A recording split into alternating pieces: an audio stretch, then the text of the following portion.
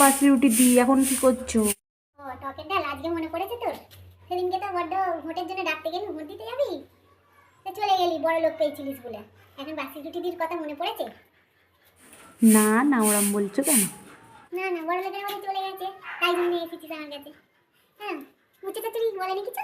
আমি তো উচ্চে চাচুরির কাছে কত তোর নামে নিন্দে করেছি, বলেছি টকের ডাল বড্ড বদমাইশ। টকের ডাল বড় লোক দেখলে চিনতে পারে না। গেলি আমাদের সঙ্গে আর বড় লোক দেখে তাদের সাথে মিশে গেলি। আজ এখানে এসেছিস, বড় লোকের বাড়ি চলে গেছে? না না, চলে যায়নি, তোমার সাথে দেখা করতে এলুম। বাবা, আমার সঙ্গে দেখা করতে এসেছিস? আলু পোস্ত ছিল, সব সাক্ষী আছে তুই কিরম মেয়ে ছিলে।